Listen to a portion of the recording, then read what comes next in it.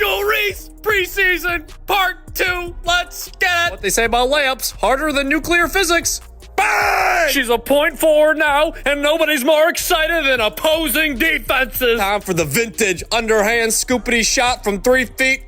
Yep, there it is. Bang! The roster is down to 11, and rookie Michaela Timpson gets that last spot. Fever are set at 11 for now. It was pretty obvious they were going to keep Timpson. Fever only going into the season with 11 players. They're a versatile team. They can go bigger. Caitlin Clark is going to have to play heavy minutes. You can tell the difference when she's in the game versus when she's not in the game. They don't play with the same speed. New head coach Tyler Marsh is busy installing a different vision for Chicago's offense. The Sky plan to use second-year power forward Angel Reese much differently than how she was deployed in her rookie season. The air is thick with anticipation. All eyes are locked on the upcoming WNBA season opener between the Indiana Fever and the Chicago Sky. For months, the countdown has been dominated by one narrative: the intense must-watch rivalry between Caitlin Clark and Angel Reese. It's the rematch everyone has circled on their calendars, framed by media outlets and fans alike as the defining clash of the new era. But beneath all the hype, something crucial has been revealed. Isaiah Thomas, he is out here talking about Caitlin Clark and Tyrese Halliburton. And this is what he said. When he walked in, I said, he's walking in like Caitlin Clark. This is a Caitlin Clark type of game. Spreading the floor right, shooting it from way out there. I think Halliburton is watching Caitlin. I see a lot of her game in his game right now. What I think is the craziest thing about this, though, he's walking in like Caitlin Clark. That might be one of the craziest statements I have ever heard about an NBA player. Recent explosive behind-the-scenes information and leaked footage are painting a picture that challenges everything we thought we knew about this so-called rivalry and Caitlin Clark's preparation. This isn't just a game, it's the launch of a calculated, undeniable surge, and the story unfolding is far more compelling and perhaps more one-sided than anyone anticipated. Get ready, because the real narrative is about to drop. The Chicago Sky's offense will no longer run through Kennedy Carter. Carter averaged 17.4 points per game in 2024, leading the Sky in scoring. Interesting. It should lead straight through, I believe she's what, 6'6"? Camila Cardoso down in the paint. That's who it should lead through. That's who it better lead through. Just days ago, the entire WNBA universe was jolted by raw, uncensored practice footage released from the Indiana Fever's workouts. This wasn't a clean, polished montage designed for social media likes. This was a full-on, jaw-dropping flex, and it immediately went viral, racking up hundreds of thousands of views in mere hours. The clips showcased Caitlin Clark operating at an entirely different frequency. Out to McDonald's, sponsoring the first ever fry cook in the WNBA. Bag work is off the dollar menu, man. What is this junk? Bang! Happy Mother's Day to all the mothers out there. And most importantly, Mother Teresa, Mother Nature, and Mother 2. I'm watching because of me too. Bang! Did you know a croissant's most important ingredient is butter? Yes, butter. Butter. Butter pecan. Bang! We saw her drilling smooth as butter fadeaway jumpers from deep in the corner, shots that looked absolutely untouchable, leaving defenders standing, hands on head, completely baffled. Fans instantly christened it the Caitlin Shrug, an iconic moment drawing comparisons to legendary figures who simply broke opponents with sheer skill. The final roster: Bonner, Boston, Clark, Colson, Cunningham, Dantas, Howard, Hull, Mitchell, Timpson, Turner. That's 11. This is the final roster. I think it's a good team. The Indiana Fever posted this on their Twitter page today. They said that Caitlin Clark to Michaela Timpson connection. So it seems like they are excited about this rookie. I could actually see her eventually getting more playing time than Brianna Turner. They're going to need somebody like that who can run the floor, play defense, catch those passes from Caitlin Clark. But this wasn't a one-off lucky shot. The footage revealed a relentless intensity, pinpoint accuracy on every single repetition, and a level of execution that screamed Game 7 focus, even in practice. Her command of the court, the crispness of every pass, the explosion off screens. It was all captured, undeniable proof that something significant had shifted. Caitlin Clark, Angel Reese, Fever, Sky coming up. WNBA season opener for both teams. There's always extra hype when they play. It's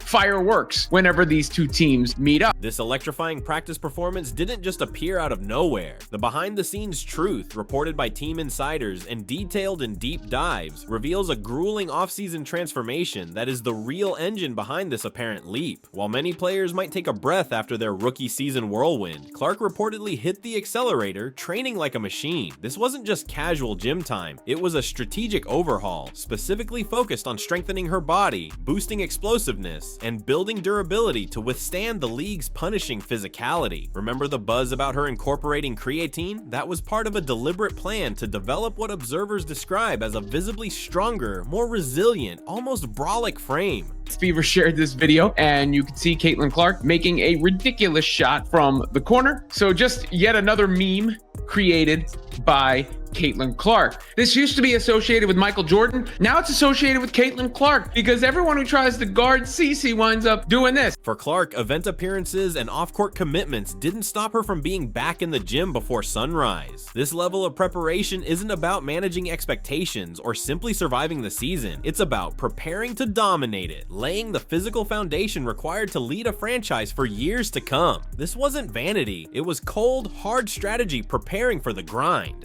I just wanted to share that with you guys because I thought it was freaking hilarious.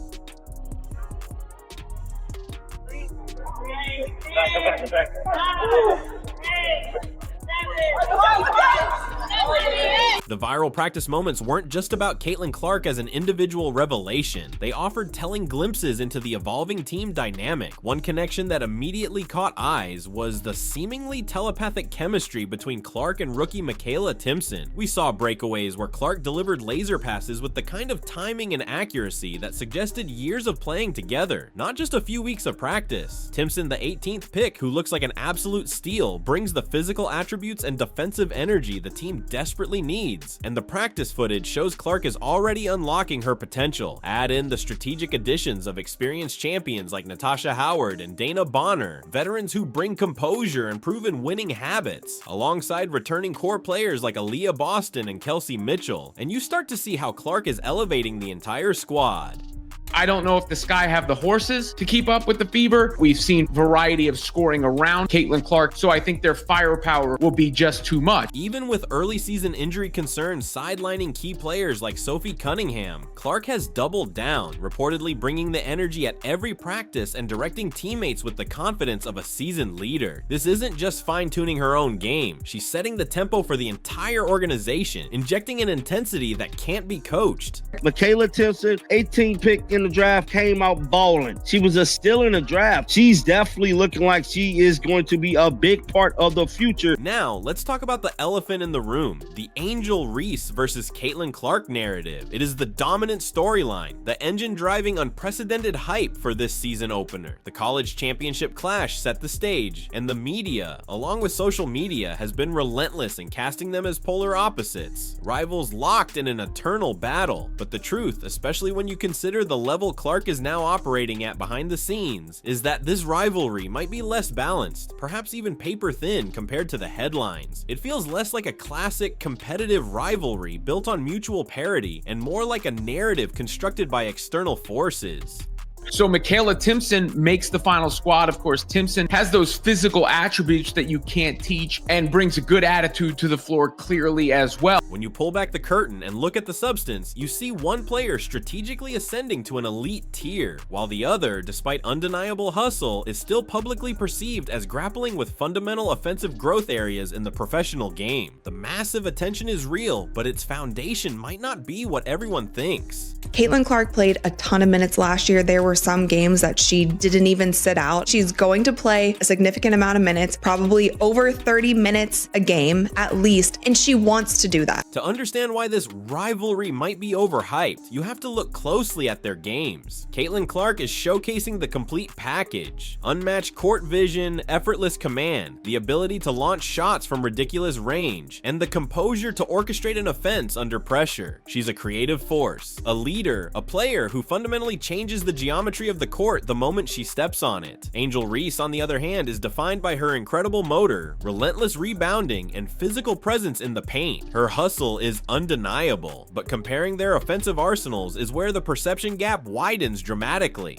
Fever currently got a couple injuries on the team. We got Sophie Cunningham, who's dealing with injury. We got Dances, who's dealing with injury. But that is not stopping from releasing some dope content. Yes, they're letting us know how sharp Caitlin Clark is. While Clark is hitting viral fadeaways and dropping dimes like a magician, Reese's scoring highlights often revolve around putbacks, finishing in close proximity, and yes, celebrating after the play. Reports suggest she's still struggling significantly to expand her offensive game beyond a few feet from the basket. And with the addition of the dominant Camila Cardoso to the Sky's front court, there's a real debate emerging about who is truly the most impactful player inside the paint for Chicago. The contrast is stark. One player is showcasing a multi-dimensional, rapidly expanding game, while the other is still heavily reliant on athleticism and battling closer to the basket. Caitlin Clark is shooting further than she was. Further. I didn't think that was possible, but she's doing that. And she's also got her teammates. Leah Boston's with her. Kelsey Mitchell's with her. There's some new faces. DeWanna Bonner, Natasha Howard, both WNBA champions.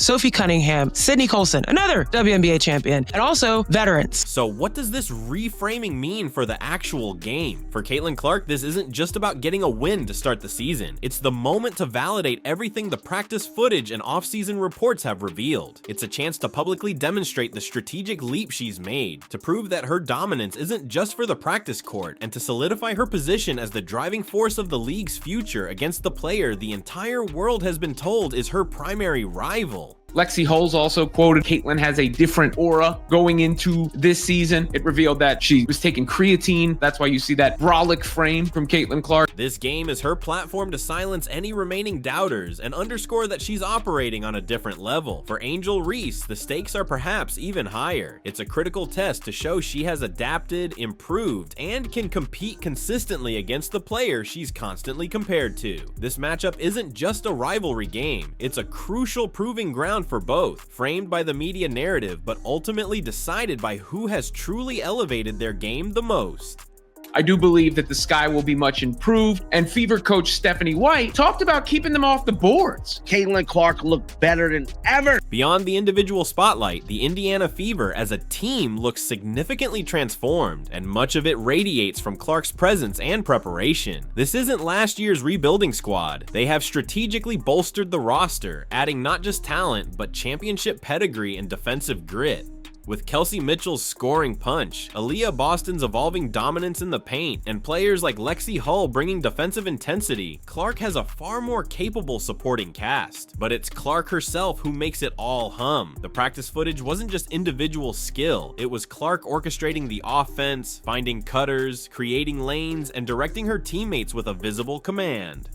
Sophie Cunningham didn't participate in the open portion of practice today, but she's putting up shots post-practice. It is still unclear if she will play in the Indiana Fever's season opener against the Chicago Sky. Yes, it's a season opener. They want to win their first game. And if there's anything that could aggravate her ankle anymore by playing her in this game, in a game that is probably going to be very physical, I honestly wouldn't mind if she sat out. I think the team can still win. She's not just a player, she's the conductor, and the orchestra is starting to play her tune. This game isn't just about individual stats, it's about the team's hunger, their intensity, and the undeniable control and intent that Clark demonstrated behind closed doors, now unleashed on the biggest stage. You know, again, it's a long season, so whatever the trainers tell me she's available to do, we'll work it in. Obviously, she's a huge part of what we do. As the clock ticks down to tip-off, the tension is electric. The stadium will be packed, social media is buzzing with predictions, and every sports channel is on standby. But when Caitlin Clark steps onto that court against the Chicago Sky, remember the true narrative revealed by the practice footage, the off-season grind, and the stark contrast in play styles. This isn't merely the next chapter in a hyped-up rivalry. We saw for the most part when Caitlin's not on the floor, Sophie seems to be that backup point guard, even though that's not her true position, but she did play backup point guard in college. Offense is just going to look a little bit different when Caitlin's not on the floor, but I don't expect her to be off the court. This is the moment the narrative gets rewritten. Caitlin Clark isn't walking into this game to simply play. She's walking in with a profound sense of purpose, backed by preparation that speaks louder than any media headline. Legacy isn't something she's waiting to build later. future. It's being written in real time, right in front of us. When she locks eyes with Angel Reese again, it won't just be about who scores the most points. It will be about who owns the moment, who controls the game, and who is truly leading the charge into the WNBA's next era. Get ready, because the takeover has already begun.